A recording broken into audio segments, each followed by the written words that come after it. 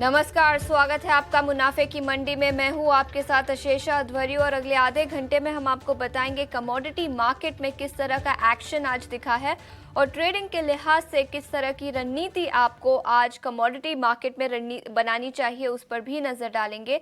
लेकिन सबसे पहले बुलियन मार्केट पर नजर डालेंगे। वहां पर शानदार तेजी फिर एक बार दिखी है और सोने की बात करें तो ग्लोबल मार्केट्स में ही नहीं, डोमेस्टिक मार्केट में भी रिकॉर्ड ऊंचाई पर सोना कारोबार करता हुआ। ग्लोबल बाजारों में अमेरिका से डोनाल्ड ट्रंप ने नए टैरिफ्स लगाए स्टील और एल्यूमिनियम पर, जिसके चलते रिकॉर्ड ऊंचाई पर सोना पहुंचता हुआ नजर आया। ग्लोबली काफ़ी मैक्रो इकोनॉमिक अनसर्टेनिटी है, जिसके चलते सेफ हेवन डिमांड बढ़ती हुई नजर आई।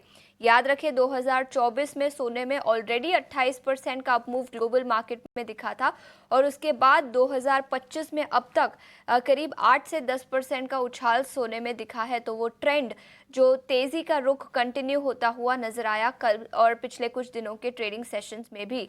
ग्लोबली कई सारी चिंताएं हैं जिसके चलते सेफ हेवन डिमांड बढ़ी और यही एक बड़ी वजह है जिसके चलते सोने की डिमांड ग्लोबली बढ़ती हुई नजर आई और दामों में भी उसका डायरेक्ट इम्पैक्ट दिखा। इस पर विस्तार में चर्चा करने के लिए अब हमारे साथ कई सारे मेहमान शो पर जुट चुके हैं। लेकिन सबसे पहले Bhavik Patel, senior research analyst trade bull securities से हमारे साथ जुड़े हैं।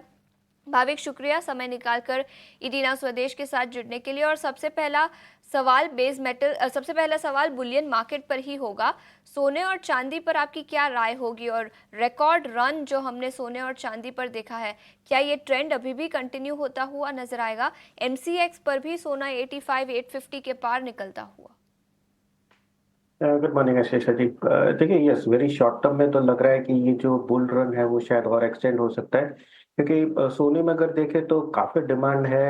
फिजिकल डिमांड अगर देखें तो वो भी सेंट्रल बैंक से है। बट मेन जो रीजन है इसकी तेजी की वजह से वो दिख रहा है कि जो मार्केट में ट्रम्प ने टैरिफ डाला है तो उसकी वजह से काफी अनसर्टेनिटी बन चुकी है।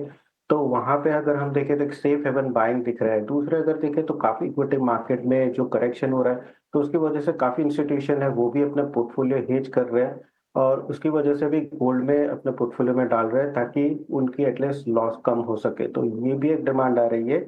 और तीसरी अगर हम देखें तो डॉलर इंडेक्स के साथ-साथ जो सोना चल रहा है वो काफ़ी स्ट्रॉन्ग है। और फोर्थ हमने देख रहा है कि चाइना जो है वो अभी टेस्ट कर रहा है कि जहाँ पे इंश्योरेंस है वो अपना 1% है वो इन्वेस्ट कर सकते हैं गोल्ड में, जिसकी वजह से एक्सपेक्टेड है कि 27 बिलियन गोल्ड जो है वो इनफ्लो आ सकता है। तो ये काफ़ी सारे न्यूज़ की चलते हुए हम देख रहे हैं कि सोना जो है वो काफ़ी रिकॉर्ड पे रिकॉर्ड बना रहा है। आई थिंक अभी भी कोई सेलर्स नहीं है, बट जो भी ट्रेडर्स है एटलीस्ट इंट्राडे ट्रेड करना चाहिए, क्योंकि जो मार्केट है वो थोड़ा ज़्यादा ओवर एक्सटेंडेड हो सकता है। बट अभी भी मुझे नहीं लग रहा है कि कोई भारी गिरावट आ सकती है अनलेस एंड अनटिल मार्केट को पता चलेगा कि कहाँ पे टैरिफ कितने लगेंगे और थोड़ा स्टेबलाइज हो सकता है।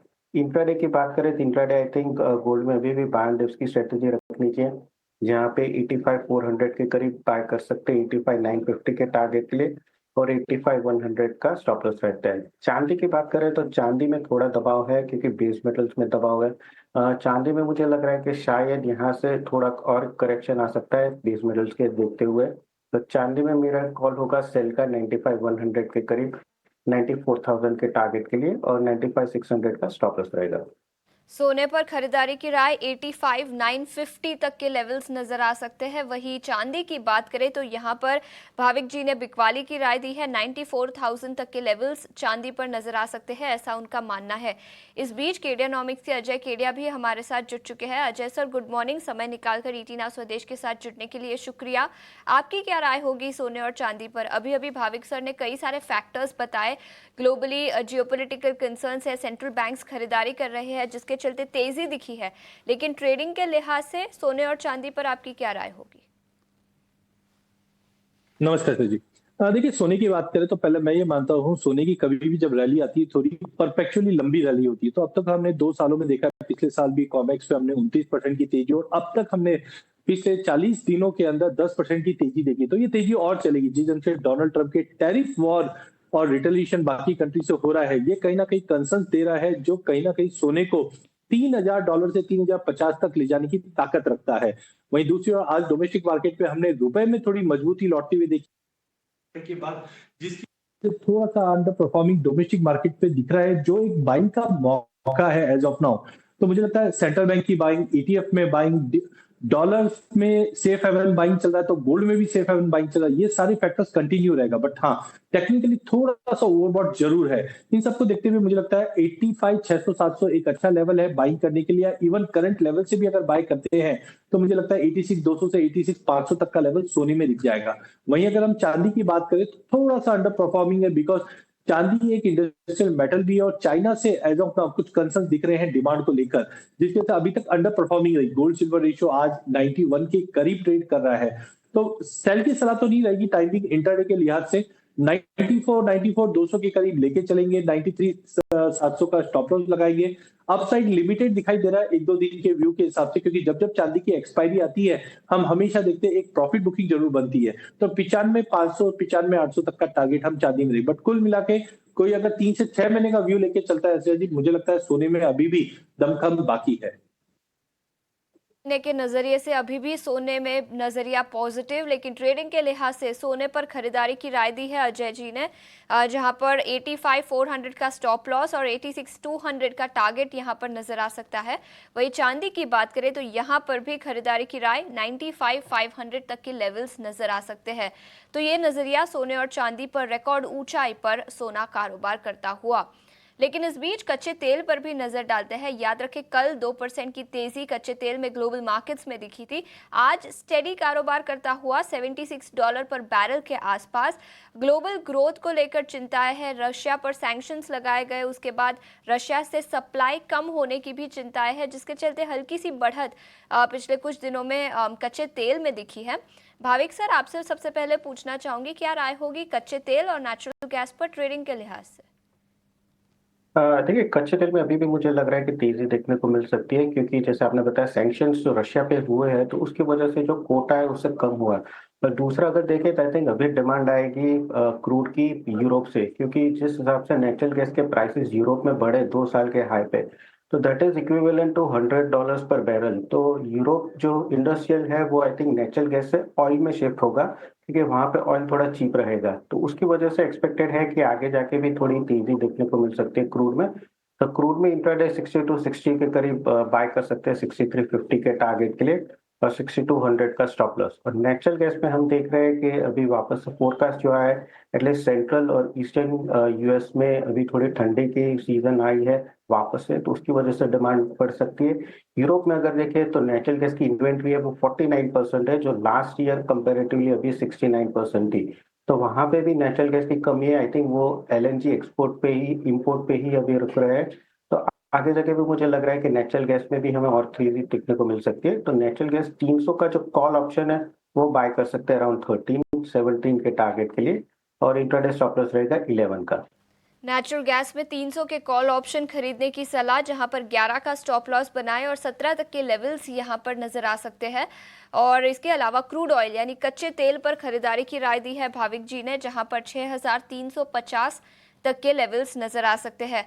अजय सर, आपके ऑयल एंड गैस मार्केट में कौन से कॉल्स होंगे?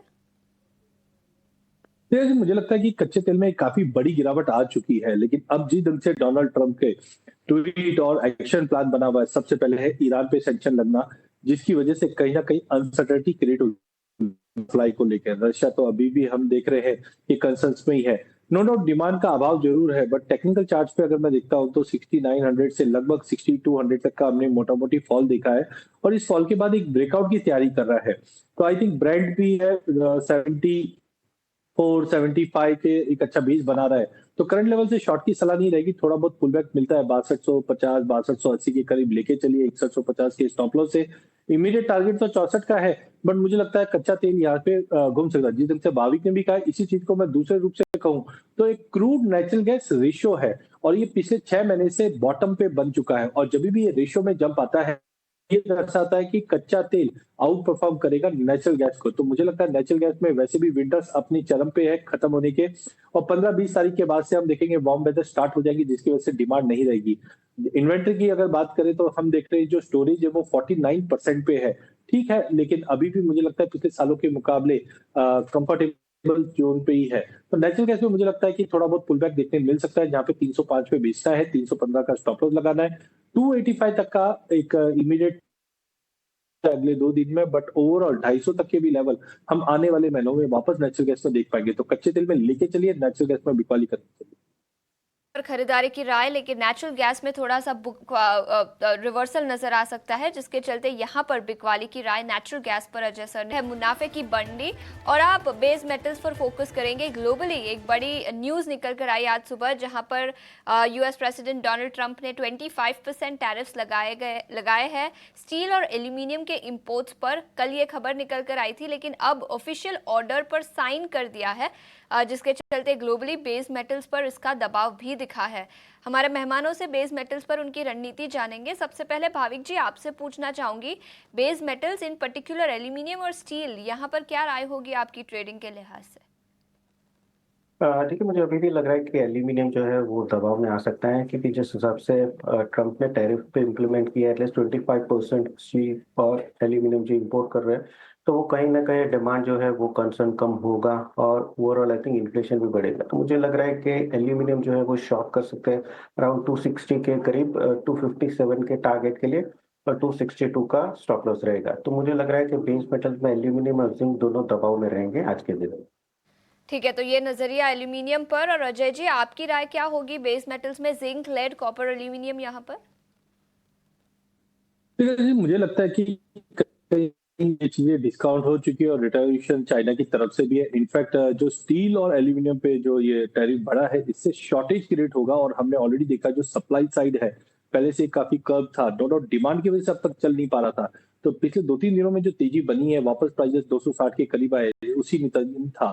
तो मुझे नहीं लगता कि करंट करना चाहिए। खास करके कॉपर की बात करें तो ये ब्रेकआउट की तैयारी कर रहा है। अगर इंटरनेशनल पे $9500 का लेवल ब्रीच होता है तो एक बड़ी तेजी की तैयारी कर सकता है। तो कॉपर में मुझे लगता है थोड़ा बाय ऑन ड्रॉप रखिए, जहाँ पे 857 पे लेना है, 852 का स्टॉप लॉस रखना है, 868 का टारगेट रहेगा। जिंक के अंदर में भी हमने शानदार रिकवरी देखी, बट 270 एक हर्डल बना हुआ है, तो यहाँ पे थोड़ा सा कॉशियस रहना चाहिए जरूर। But 267 is good to buy, 265 का स्टॉप लॉस, 271 का टारगेट। लास्ट अगर मैं एल्यूमिनियम की बात करूं तो डेफिनेटली टैरिफ को लेकर चिंता है, बट सप्लाई साइड भी अगर हम देखते हैं तो कहीं ना कहीं कट टू कट रहेगा और ये बड़ा कारण रहेगा जिससे वजह से प्राइजेस में रैली बन सकती है वापस। तो 258 के करीब लेके चलिए, 256 का स्टॉप लॉस लगाइए। अभी तो टारगेट 262 का है, बट मुझे लगता है अगर चाइना ने इस पर रिटर्वेशन करता है तो कहीं ना कहीं ये बड़ी तेजी, क्योंकि पैकेजिंग इंडस्ट्री और बाकी इंडस्ट्री के जो आउटलुक आ रहे हैं वो डिमांड में थोड़ा पॉजिटिव बता रहे हैं। तो ओवरऑल मुझे लगता है बाय ऑन ड्रॉप की रणनीति बना के ट्रेड करना चाहिए। बाय ऑन डिप्स की रणनीति और सभी base metal zinc, lead, copper, aluminium यहाँ पर खरीदारी की राय अजय जी ने दी है। लेकिन आगे बढ़ते हैं, एडिबल ऑयल सेगमेंट को लेकर एक बड़ी खबर आज सुबह निकल कर आई है, जहां पर सॉल्वेंट एक्सट्रैक्टर्स एसोसिएशन ने गवर्नमेंट को लेटर लिखा है कि जो सैफ्टा के रूल्स है जापान से इंपोर्ट, नेपाल से इंपोर्ट करने के लिए, वहां उसका मिसयूज किया जा रहा है और इसका इनडायरेक्ट इम्पैक्ट डोमेस्टिक इंडस्ट्री पर भी दिखा है। इस पर विस्तार में चर्चा करने के लिए अब हमारे साथ बीवी मेहता जुड़ चुके हैं, सॉल्वेंट एक्सट्रैक्टर्स एसोसिएशन के। मिस्टर मेहता, शुक्रिया समय निकालकर हमारे साथ जुड़ने के लिए। सबसे पहले बताएं किस तरह का मिसयूज हो रहा है और इसके चलते डोमेस्टिक इंडस्ट्री पर किस तरह का नेगेटिव इम्पैक्ट दिखा है? इंडिया ने 7 कंट्री के साथ में एक साफ्टा एग्रीमेंट किया है। उस साफ्टा एग्रीमेंट के मुताबिक आप इंपोर्ट और एक्सपोर्ट एक दूसरे कंट्री में करें तो 0 ड्यूटी लग रही है। उसके मुताबिक आज नेपाल क्या कर रहा है, नेपाल 0 ड्यूटी में क्रूड ऑयल ला रहा है और उसको रिफाइन करके इंडिया में भेज रहा है। आज इंडिया में क्रूड ऑयल पे 27.5% ड्यूटी है, नेपाल में 0 है।